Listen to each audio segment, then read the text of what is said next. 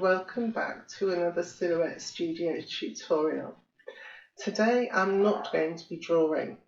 Today we're going to be manipulating images. We're going to be tracing and doing all sorts of things. I've got 3 cards here and I'm going to start with the one at the top left, and in my next couple of videos I'll show you how I did the other 2. I've got a couple of recommendations before I start. The first is a series of videos by Clever Sunday on YouTube under playlists at her channel called Tracing Without Tears. They're quite short, only I think about 7 or 8 minutes each, a lot shorter than my videos. And her explanations of how Silhouette Studio sees images, reads the information and what it does with it, and then how that affects the tools like weld and crop and subtract and divide is excellent.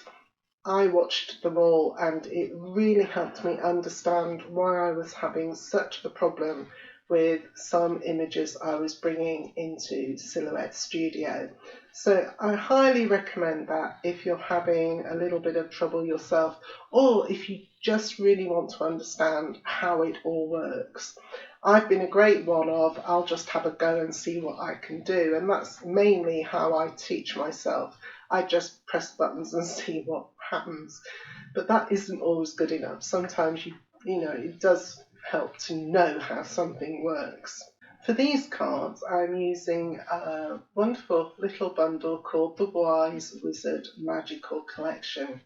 I got this from the Hungry JPEG. I paid for it, so I should make clear this isn't a sponsored post, it's not an advert, I'm not getting recompensed in any way for telling you about it.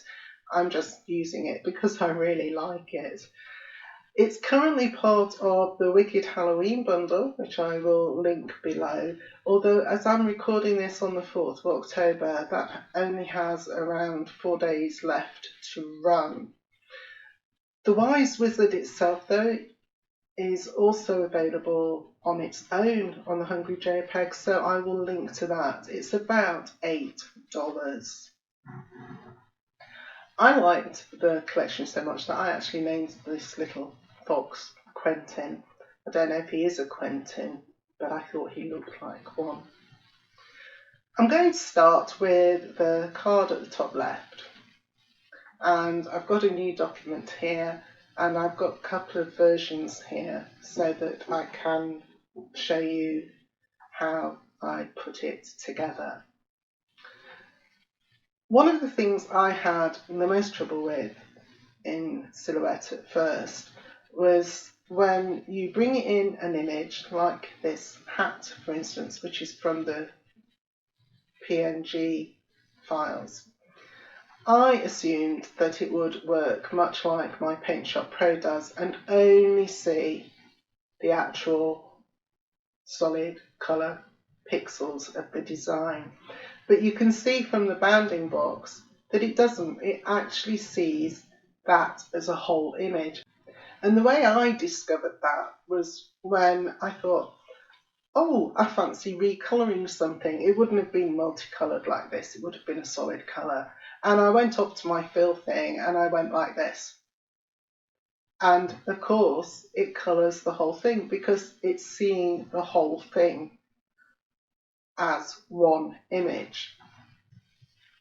So if you've had that happening to you, I feel your pain.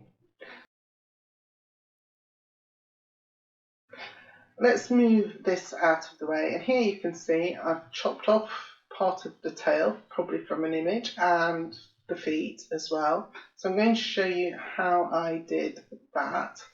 But for now I'm just going to move these over here. I'm going to keep them so that it reminds me sort of the sizes that I need. I'm going to show you how to do a card base. I think you know how to draw your own card bases by now, and I've got just a plain black border and white, and I'm going to leave my text here. If you want to know my font, it's called Open Sans, and I've just made it simple at the bottom there. So let's actually get started with the important stuff, and shall we start with the feet? Let's find his feet. Here's the Wise Wizard folder and the Wise Wizard poses, and I think I took his feet from this one. Oh, and I need to put my reveal back on. There we go. So this is our starting image, but of course I only want part of it. Let's open the trace window.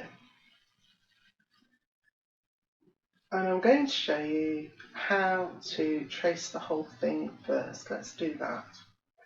Now, of course, this is what you see when it's just at default. And I quite like using outline, but I'll leave it at that for now. And if I increase the threshold, now the threshold is just that it sees shades of grey. If you watch that series of videos, it will explain to you what happens when you increase this scale. Now for this image, I'm going to go up to the 100. I'm going to click now on outline, and I can see that actually that's pretty good. It's got that'll do nicely. And then I'm going to use trace and detach, and that will remove that background that we can't actually see because it's a PNG, it's transparent, but that Silhouette Studio is still actually reading. So let's click trace and detach, and then if I click Quentin and move him just over to the side here, you'd think that this is all empty space, but if you get your selection tool and draw, you can see that there are lots of different boxes, and that's where we've cut away that transparent background. So when you've done your trace and detach, move your actual image, draw around where everything was, and get rid of your transparent stuff. Now if I go to the send window, you'll see that at the moment he doesn't have a cut line. Now because we've traced him, if I select him and click on red to give him a line, and it just appears, hopefully you saw that, it's got a very fine red line. If I now go to the send window, we can see how he cuts, and it has only done the outer edge. The white bits here in the gap between his legs and between his collar and his tail, that hasn't cut out. But for now, this is fine, this is okay. So now I want to chop off his feet, because I only want his feet, don't I? So I'm going to draw a little rectangle, and I'll fill it with a light grey and put my transparency up so that I can see, and just draw over. I'm going to make it bigger than I actually need for now, because I can chop off a bit after if I need to, or manipulate it. And I'll just come to the very inside, because I don't want his wand or whatever that is, and come in here. Excellent. And then if I select both of those, and I want to open my modify window and click crop, I've now got just his feet. Now I can copy my feet over here, click paste, and I'm just going to leave them there and go and find the hat next. And that's in the Wise Wizard Elements PNG and hat. I'm going to simply copy this across. Like I said, I don't need to spend too long sorting him out for size, as I've only got these 3 pieces. So I'm going to resize, and let me move up a little bit just to give me an idea of what sort of size I did the first time, and rotate it so it's about right. Now of course I'm going to have the same problem I was talking about earlier. I can't get at the feet behind to make them smaller, and so I've got 2 choices. I can either just send the hat to the back so that I can click on the feet at the front and position them, and that is actually often the quickest way to do what you want, and then have a guess at where you want to place them. So that might do there, and the hat would be about there, and I don't want these to be cut out, so I'm going to take the line off, and I can bring the hat forward again, and then it's the question. I think I messed around with the rotation. Oh, I've got an extra little bit over there. That must be from the feet and I didn't notice it. So let's see. Now, I've got an extra bit there that we need to get rid of, and over here. So I need to just move this, select this. Oh no, that's a bit on its own. Don't know where that's come from, so let's get rid of it. And I need to take off a little bit of this, and I can do that with the eraser. And no, if I do the eraser here, it'll go straight through everything. Undo. I forget that it doesn't, when everything's on the same layer, it doesn't see things as differently like it does in Paint Shop Pro. So let's just move it over, and I can just chop off the little bit that I don't want, and that should probably do. And I can bring back his feet, get his hat, and I'm still not happy with his feet exactly, so I'm going to slightly rotate them.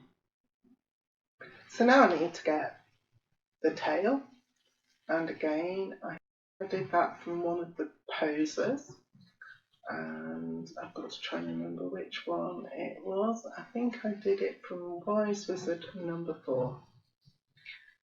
And I don't need the whole image for this, so I'm going to select just this area, trace, and do trace outer edge.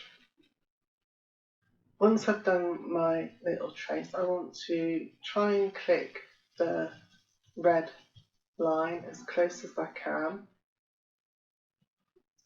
Once I get the points, I know I've got it, and I can choose my select tool.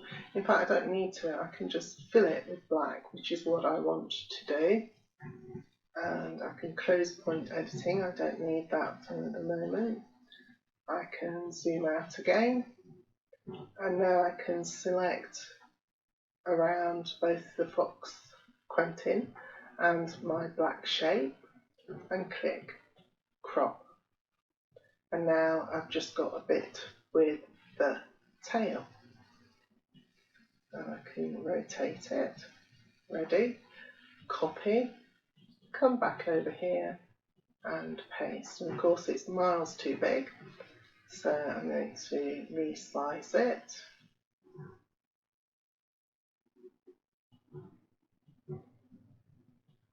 And I've made it too small, so let's put it back up again. And then it's a case of manipulating it until the bit that you don't want, or the bit that you want, shows, and the bit that you don't doesn't. It's all very simple, really. So, shall we say he ought to be about there? And as you can see, I've got a lot of him showing outside of the hat. He's got some ears up here that we don't want, and a little bit down at the bottom there.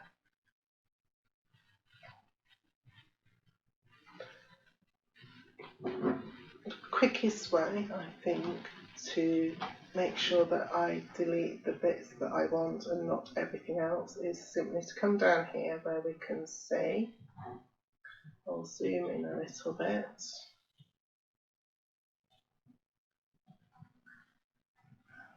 I'm going to get my eraser, and I know I want to take off there, and I know I want to take off there, so I can get rid of those straight away. And now I'm just going to remove the hat, get my eraser again, and I know I can take all of this, and I can even take some out in there. You know, it's under the hat, but it won't hurt. We'll take a bit more off there as well. And then if I bring the hat back, oops, really should be better at this, shouldn't I? And let's move this back up to our card.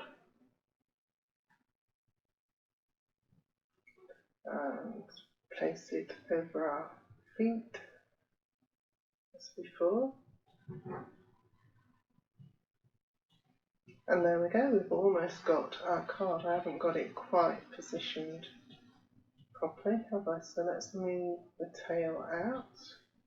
Let's move our hat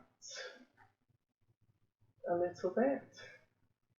And I can use my fit to window button, zoom out, and see if I've made a good job.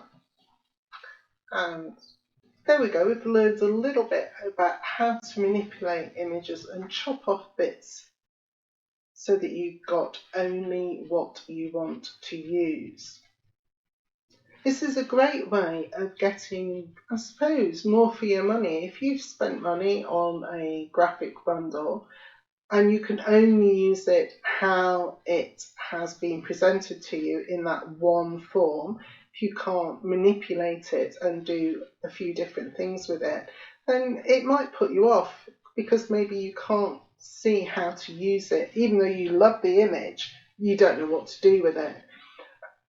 The fact that you can trace it and play around with it and put other bits together means that you can do whatever you like. And once you get happy with playing around with graphics like that, you know, you really will be able to design anything that you like. In the next video, I'll show you how I made one of these other cards. I haven't decided which one yet, which is why I'm not saying. And so until I see you next time, take care.